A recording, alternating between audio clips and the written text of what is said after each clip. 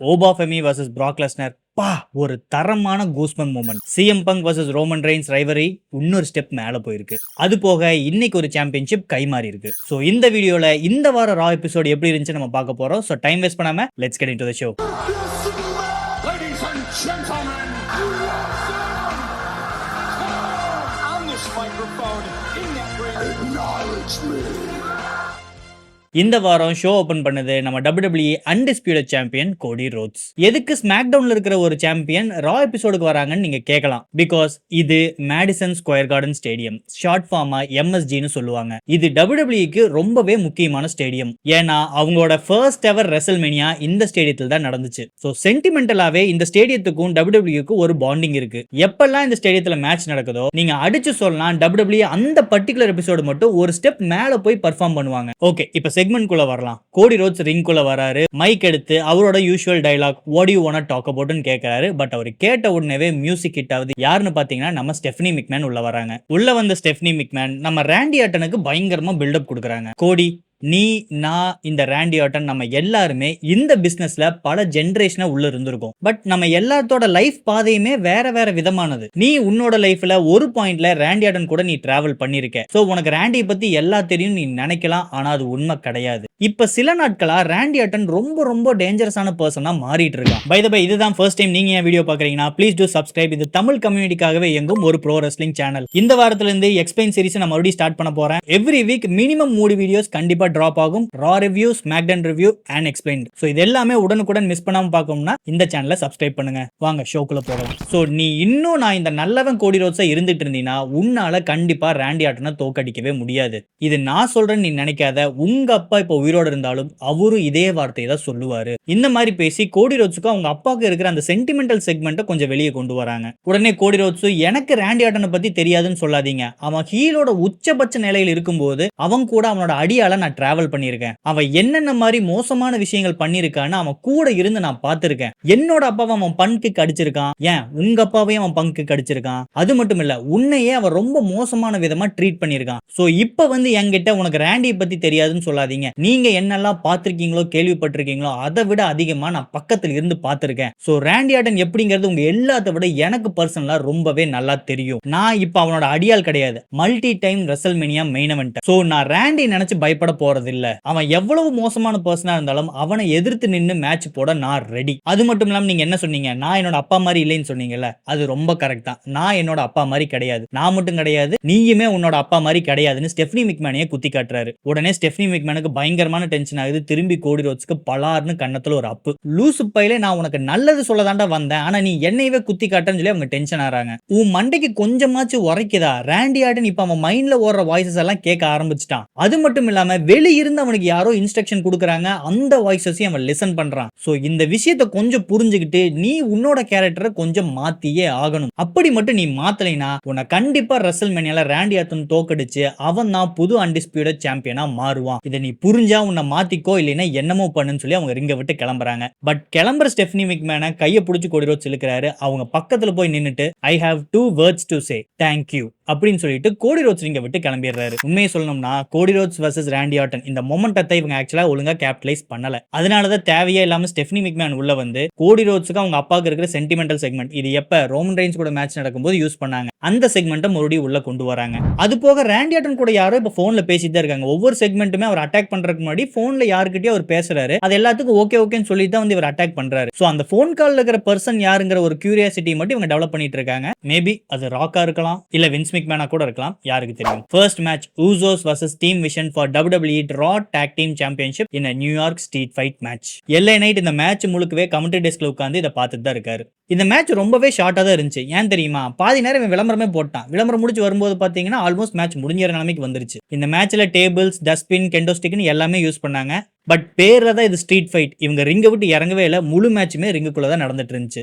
ஒரு பாயிண்ட்ல லோகன் பால் அடி வாங்கிட்டு ஆடியன்ஸ் கிட்ட போறாரு. என்னடான்னு பார்த்தா அங்க ஒரு லேடி நின்று இருக்காங்க. அது லோகன் பாலோட அம்மா. அவங்க கிட்ட போய் எதுவோ கை நீட்டுறாரு. பார்த்தா அந்த பொம்பளை அந்த பிராஸ் நக்கல்ஸ் எடுத்து கொடுக்குறாங்க. பட் அவங்க பக்கத்திலேயே நம்ம ஐசோ ஸ்பீட் நின்றுட்டு இருக்காரு. ஐசோ ஸ்பீட் என்ன சொல்றாரு, இது தப்பு, நீ யூஸ் பண்ணான்னு சொல்லிட்டு இருக்காரு. சோ லோகன் பாலுக்கு ஐசோ ஸ்பீடுக்கு ஒரு சின்ன வாக்குவாதம் நடந்துட்டு இருக்கு. உடனே இதை பார்த்த LA Knight தடுக்கிறதுக்காக வராரு. லோகன் பால் அடிச்சு அவனை பிடிச்சி இழுக்கிறாரு. பட் சைட்ல போற லோகன் பால் ஐசோ ஸ்பீடையும் பிடிச்சி ரிங்குள்ள எடுத்து போட்டுறாரு. சோ பிராஸ் நகல்ஸ் அந்த பக்கம் விழுந்துருது. எல்ஐ நைட் லோகன் பால் சண்டை போட்டு இருக்காங்க. நம்ம ஐசோ ஸ்பீட் என்ன பண்றதுன்னு தெரியாம அந்த பிராஸ் நகல் எடுத்து அவரோட கையில போட்டுக்கிறாரு. எல்ஐ நைட் லோகன் பால் அடிச்சு முடிச்சுட்டு வந்து ஐசோ ஸ்பீட் திருப்புறாரு. ஸ்பீடு உடனே எல்ஐ நைட்டோட மூஞ்சிலே ஒரு குத்து. அவ்வளவுதான், எல்ஐ நைட் பிளாட். ஐசோ ஸ்பீடுக்கு என்ன பண்றதுனே தெரியல. ஏன்னா அவர் இன்டென்ஷனலா இந்த குத்து விடல, அவர் பதட்டத்துல விட்டுட்டாரு. சோ பயத்துல என்ன பண்றதுன்னு தெரியாம இந்த பிராஸ் நகலை கழட்டி ரிங்கோட ஓரத்துல வச்சுட்டு அவர் பேக் ஸ்டேஜ் ஓடி போயிட்டாரு. இப்போ இந்த பிராஸ் நகல் எடுத்து உடனுக்குடன் ஜிம்மி யூசோக்கு ஒரு குத்து. அவ்வளவுதான், ஜிம்மி யூசோ பிளாட். இதை பார்த்தோன்னே ஜே யூசோ அடிக்க வராரு. சோ லோகன் பாலும் ஜே யூசோவும் வெளியே சண்டை போட்டு இருக்காங்க. பட் ஆல்ரெடி பிளாட் ஆகி கிடக்கிற ஜிம்மி யூசோ மேல நம்ம ஆஸ்டன் தியரி மேல விழுந்து 1-2-3 பின் பண்ணி வின் பண்றாரு. சோ இப்போ நம்மளுக்கு கிடைச்சிருக்கிறது புது WWE Raw tag team champion team vision.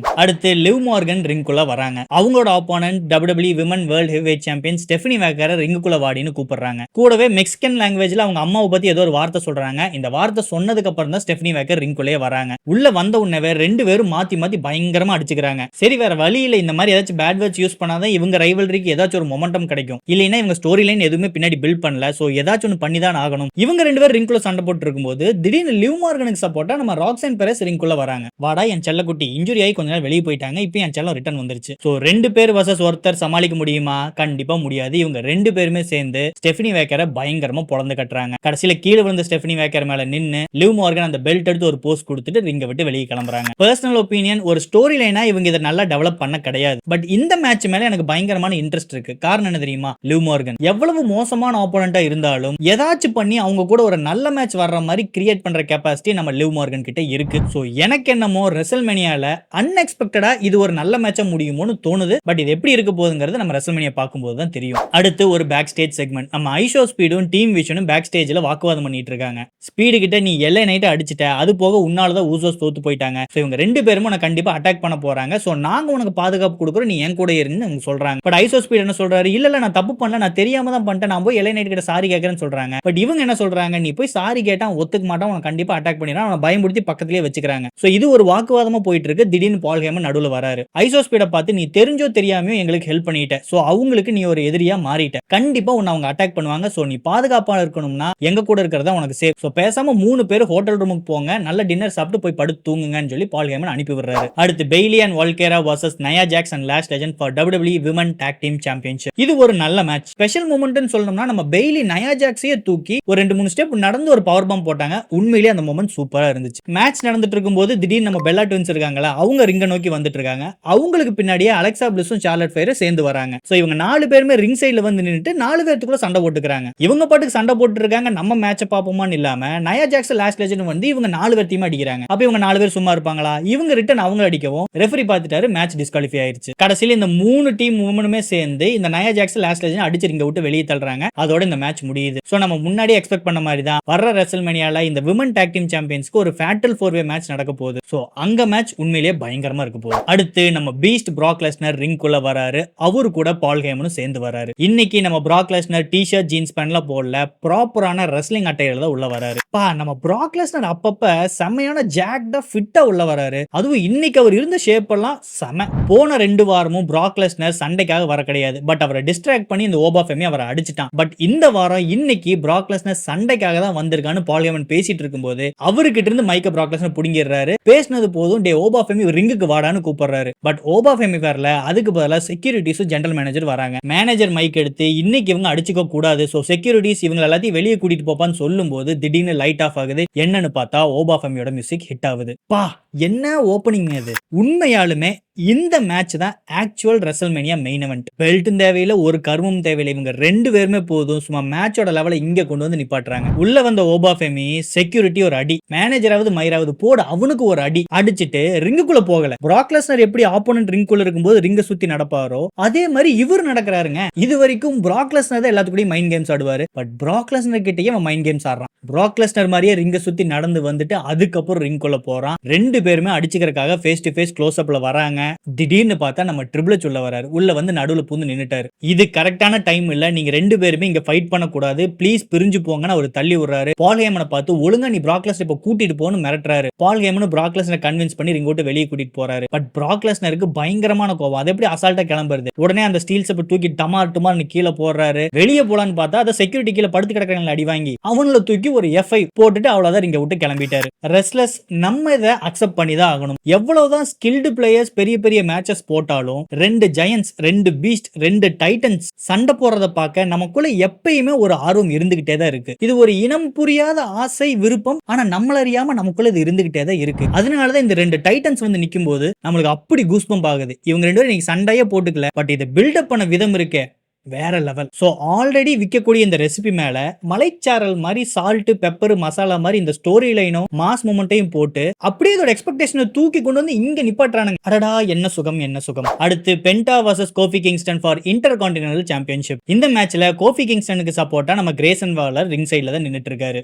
Grayson வாலர் chance கிடைக்கும் போதெல்லாம் பென்டாவை அட்டாக் பண்ண தான் ட்ரை பண்றாரு. பட் கோஃபி கிங்ஸ்டனுக்கு இதுக்கு சுத்தமா விருப்பம் கிடையாது. கிரேசன் வாலரை திட்டுறாரு. எக்காரணத்தை கொண்டு நீ அவன் மேல கை வைக்கல, ஒழுங்கா ரிங்கோட அந்த ஓரத்துல போய் நில்றான்னு அவனை மிரட்டுறாரு. இது உண்மையிலேயே ஒரு செமையான மேட்ச். ஒரு பாயிண்ட்ல நம்ம பென்டா கிரேசன் வாலருக்கு ரிங்குக்கு வெளியே ஸ்மாக் போட்டுட்டு அப்படியே அந்த டர்ன் பக்கல் மேல நின்னு அப்படியே மேல இருந்து ஜம்ப் பண்றாரு. அப்படியே மிட் ஏர்ல நம்ம கோஃபி கிங்ஸ்டன் அவரோட ஸ்மாக் ட்ரபிள் இன் பாரடைஸ் போட்டாரு பாருங்க, செம ஸ்பாட் அது. பட் அதுல இருந்து பென்டா கிக் அவுட் பண்ணிட்டாரு. பட் அந்த மொமெண்டமே சூப்பரா இருந்துச்சு. அதுக்கப்புறம் மேல இருந்துச்சு பென்டா எப்பயும் போல செமையான ஒரு மொமெண்டத்துல அவரோட ஸ்மாக் போட்டு இந்த மேட்சை வின் பண்றாரு. சோ பென்டா இஸ் ஸ்டில் அவர் இன்டர் கான்டினென்டல் சாம்பியன். இந்த மேட்ச் முடிஞ்ச உடனே பென்டா மைக் எடுத்து ஒரு ப்ரோமோ கொடுக்குறாரு. அவரு டிக்ளேர் பண்றாரு, இந்த ரெசல்மேனியால என்னோட பெல்ட்டை நான் மேல ஹேங் பண்ண போறேன். சோ யாருக்கெல்லாம் இந்த பெல்ட் வேணுமோ மேட்சுக்கு வாங்கடான்னு கூப்பிடுறாரு. So it's going to be a ladder match. So இந்த ரெசல்மேனியால அபிஷியலா ஒரு லேடர் மேட்ச் டிக்ளேர் ஆயிருக்கு. செம செம செம. அடுத்து பால் ஹேமன் ரிங்குள்ள வராரு. உள்ள வந்த பால் ஹேமன் ஆக்சுவலா ஆடியன்ஸை பார்த்து சாரி கேட்கிறாரு. இன்னைக்கு நான் உங்களுக்கு பிராக் லெஸ்னர் வர்சஸ் ஓபா ஃபெமி ஒரு மேட்சே கொடுக்கலாம்னு நினைச்சேன். பட் சம்பந்தமே இல்லாம இந்த ஜெனரல் மேனேஜர், ஓனர் எல்லாம் வந்து இதை தடுத்துட்டாங்க, என்ன மன்னிச்சிருங்கன்னு ஒரு மன்னிப்பு கேட்கிறாரு. பட் இவர் பேசிட்டு இருக்கும் போதே நம்ம ஜெனரல் மேனேஜர் ரிங் சைட்ல வராரு. பால் ஹேமனை பார்த்து, பால் நான் அவனை அப்பையில இருந்து கேட்டுட்டு இருக்கேன், உன்னோட இமெயில கவனிச்சியான்னு. பட் நீ பார்த்த மாதிரி தெரியல. சோ உனக்கு நியூஸ் நானே சொல்றேன். நீ ஜெத்ராலின்ஸ் மேல கொடுத்திருந்த கம்ப்ளைண்ட் எல்லாத்தையுமே போலீஸ் டிராப் பண்ணிட்டாங்க. சோ அபிஷியலா இப்ப ஜெத்ராலின்ஸ் ரிலீஸ் ஆயிட்டாரு. அது மட்டும் இல்லாம இன்னையில இருந்து ஜெத்ராலின்ஸ் மெடிக்கலி கிளியர்ட். சோ அவர் ரிங்குக்கு வந்து சண்டை போடலாம், யாருனாலும் அவர் தடுக்க முடியாதுன்னு சொல்றாரு. பால் ஹேமனுக்கு பயங்கரமான ஷாக். என்னடா பண்றது நடுறீங்கள நின்று பயந்து யோசிச்சுட்டு இருக்காரு. பின்னாடி நம்ம ஜெத்ராலின்ஸ் நிக்கிறாரு வித் சேர். வந்து பால் ஹேமனோட முதுகுல பலாரும் அந்த சேரை வச்சு ஒரு அடி. அது மட்டும் இல்லாம சேரை நடு ஸ்டேஜ்ல போட்டு அதுக்கு மேல அவரோட மூஞ்சி வச்சு அதுக்கு மேல கர்ப் ஸ்டாம்ப் போடலாம்னு ரெடி ஆவறாரு. திடீர்னு ஜெத்ராலின்ஸோட காலை ஒருத்தன் கீழே பிடிச்சி இழுக்கிறான். யாருன்னு பாத்தீங்கன்னா நம்ம குந்தர். ஜெத்ராலின்ஸை கீழே இழுத்து அவனுக்கு ஒரு சோக் ஹோல் போட்டாரு. ஜெத்னால ஒண்ணுமே பண்ண முடியல. ஒரு பாயிண்ட்ல ஜெத் மயக்கம் போட்டு விழுறாரு. ஜெத்த கையில சோக் ஹோல் போட்டுட்டே நம்ம ரெசல்மேனியா சிம்பிளை பார்த்து கந்தர் கை காட்டுறாரு. சோ இதுல இருந்து நம்மளுக்கு என்ன புரியுதுன்னா ஜெத்ராலின்ஸ் வர்சஸ் கந்தர் இன் ரெசல்மேனியா ஃபைனலைஸ் ஆயிருச்சு. நம்ம கந்தருக்கு மேட்சே இல்லையோ நினைச்சிட்டு இருந்தோம். பரவாயில்ல, அப்படி இப்படின்னு கொண்டு வந்து ஜெத்ராலின்ஸ் கூட கொண்டு வந்துட்டாங்க. ஆக்சுவலா பிளான் ஜெத்ராலின்ஸுக்கும் பிரான் பிரேக்கருக்கும் தான் இருக்கிற மாதிரி இருந்துச்சு. பட் பிரான் பிரேக்கர் ஒண்ணுமே அந்த சர்ஜரியில இருந்து ரிகவர் ஆகி வரல போல. சோ ஜெத்ராலின்ஸ் கந்தர் மாதிரி 2 பிளேயரை சும்மா விட முடியாது. சோ ஏதோ ஒரு மேட்ச் பண்ணி கடைசியில் இவங்க 2 பேர்த்தையும் ஒண்ணு கொண்டு வந்துட்டாங்க. சோ இது மேலயுமா இப்ப பால் ஹேமன் கந்தரோட ஆளான்னு கேட்டா அதை பத்தி தெளிவான ஆன்சர் இங்க இல்ல. பிகாஸ் கந்தர் ஜெத்ராலின்ஸ் அடிச்சு முடிச்சோடனே கிளம்பிட்டாரு. இவருக்கும் பால் ஹேமனுக்கும் ரிலேஷன்ஷிப் எப்படி இருக்க போகுதுன்னு வர வாரத்தில் நம்ம பாத்துக்கலாம். அடுத்து யோஸ்கே வர்சஸ் ரிக்கல் ராட்ரிகஸ். இது ஒரு நல்ல மேட்ச் தான். புதுசா யூனிக்கா எந்த ஒரு ஸ்பாட்டையும் இவங்க கிரியேட் பண்ணல. பட் முடிஞ்ச அளவுக்கு இந்த மேட்ச் அவங்க இன்ட்ரெஸ்டிங்கா தான் வச்சுக்கிட்டாங்க. மேட்ச் நடந்துட்டு இருக்கும்போது திடீர்னு கபூக்கி வாரியர்ஸ் ரிங்க நோக்கி வராங்க. ஆக்சுவலா கபூக்கி வாரியர் ஒரு டீம் தான். ஆஸ்காவும் கைரீசன் தான் அந்த டீம்ல இருக்காங்க. பட் இவங்களுக்குள்ளேயே ஒரு வாக்குவாதம் நடந்துட்டு இருக்கு. ஆஸ்கா கைரீசன் அடிக்கிற மாதிரில வெளியே பாவலா கட்டிட்டு இருக்காங்க. இதை பார்த்தோன்னே யோஸ்கே ரொம்ப வருத்தப்படுறாங்க. ஏன்னா யோஸ்கேக்கு கைரீசன் மேல எப்பயுமே ஒரு சாஃப்ட் கார்னர் இருக்கு. பிகாஸ் ஆஸ்கா ஒரு மேனிபுலேட்டிவான ஒரு பர்சன். சோ எப்படியாச்சும் கைரீசன் இந்த டீம்ல இருந்து வெளியே கொண்டு வந்திருந்தா யோஸ்கே ட்ரை பண்ணிட்டு இருக்காங்க. சோ ஆஸ்கா நம்ம கைரீசனையும் அடிக்க போறாங்கன்னு பார்த்த உடனே யோஸ்கே வெளியே எட்டி குதிச்சு ஆஸ்காவை அடிச்சிடறாங்க. அடிச்சுட்டு கைரீசன் எல்லாம் ஓகேவான்னு கேட்டு ரிங்குள்ள போறாங்க. ரிங்குள்ள வர்றவங்க அப்படியே ரிக்கல் ராட்ரிகஸ் தூக்கி அவங்களோட ஸ்மாக் டகானா பாம் போட்டு இந்த மேட்சை வின் பண்றாங்க. சோ இவங்க இப்ப இந்த ஸ்டோரி லைனை பில்ட் அப் பண்றது பார்த்தா எய்தர் ரெசல்மேனியா இல்லைன்னா ரெசல்மேனியாக்கு முன்னாடி நடக்கக்கூடிய ரா எபிசோட்ல ஆஸ்கா வர்சஸ் யோஸ்கே மேட்ச் நடக்க போகுது. சோ இது ரெசல்மேனியாவா இல்ல ரா எபிசோடாங்கிறது இன்னும் வர 2 வாரத்துல நமக்கு தெரிஞ்சிடும். அடுத்து நம்ம ஓடிசி ரோமன் ரெயின்ஸ் ரிங்குள்ள வராரு. நியூயார்க் சிட்டி அக்னாலேஜ் மீன்னு கேட்கிறாரு. மக்கள் எல்லாருமே அவர் அக்னாலேஜ் பண்றாங்க. பட் அவர் அடுத்த வார்த்தை பேசுறதுக்குள்ள சிஎம் பங்கோட மியூசிக் ஹிட் ஆகுது. சிஎம் பங்க் பயங்கர கோவமா ரிங்க நோக்கி வராரு. சுத்தமா டைம் வேஸ்ட் பண்ணல.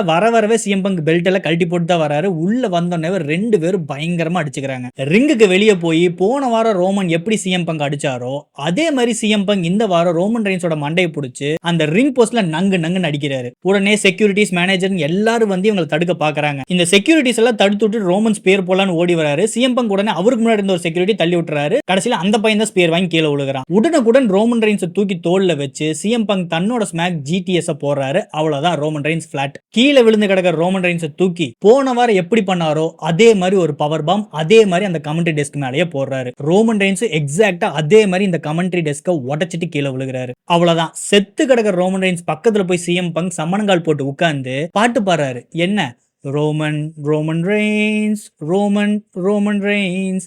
ஆடியன்ஸ் பாடுவாங்களா அந்த பாட்டை பாடிட்டு அவரோட மண்டையில நங்கு நங்குன்னு குத்துறாரு. அவ்வளவுதான், அதுக்கு மேல ரோமனால எந்திரிக்கவே முடியாத சுச்சுவேஷன் இருக்கும்போது அந்த பேரிகார்ட் மேல ஏறி நின்று சிஎம் பங்க் சிரிச்சுட்டே தன்னோட போஸ்ட் கொடுத்துட்டு இருக்காரு. அதோட இந்த செக்மெண்ட் க்ளோஸ் ஆகுது. ஏன்னா மன்னிச்சிருங்க ரெஸ்லர்ஸ், நான் இந்த உண்மையை ஒத்துக்கிட்டு தான் ஆகணும். நான் அன்னைக்கே சிஎம் பங்க் ஃபேன்ரா. அதுக்கப்புறம் தான் இந்த ரோமன் ரெயின்ஸ் எல்லாம். CM bunk, John Cena, Roman Reigns, இதுதான் என்னோட லைக் லிஸ்ட். ஏன் தெரியுமா? Because CM bunk is best in the world. இது ஆக்சுவலா ஒரு டிட்டோ செக்மெண்ட் தான். போன வாரம் என்ன பண்ணாங்களோ அதை அப்படியே தான் ரிப்பீட் பண்ணிருக்காங்க. பட் ஸ்டில் இந்த மேட்ச் மேல ஒரு இன்ட்ரெஸ்ட் வெறித்தனமா டெவலப் ஆகுது. அவ்வளவுதான் ரெஸ்லர்ஸ், இது உண்மையிலேயே ஒரு தரமான எபிசோட். உங்களோட 3 மணி நேரத்தை தாராளமா இதுல ஸ்பெண்ட் பண்ணலாம். சோ நான் முன்னாடியே சொன்ன மாதிரி மேடிசன் ஸ்கொயர் கார்டன் நடக்குதுன்னா இவங்களோட பெர்ஃபார்மன்ஸ் ஒரு படி மேலதான் இருக்கும். பட் நீங்க என்ன நினைக்கிறீங்க? Oba Femi versus Brock Lesnar momentum எப்படி இருக்கு? CM Punk and Roman Reigns எப்படி போக போகுதுன்னு உங்களோட ப்ரெடிக்ஷனை கமெண்ட்ஸ்ல லீவ் பண்ணுங்க. மறக்காம ப்ரோ ரெஸ்லிங் பார்க்கக்கூடிய உங்க நண்பர்களுக்கு இந்த வீடியோவை ஷேர் பண்ணுங்க. ரொம்ப முக்கியமா சப்ஸ்கிரைப் பண்ணுங்க. அப்புறம் அந்த பெல் ஐக்கானை டச் பண்ணி விடுங்க. அடுத்து வேறொரு ப்ரோ ரெஸ்லிங் வீடியோல நான் உங்களை சந்திக்கிறேன். அது வரைக்கும் it's me Veera signing off.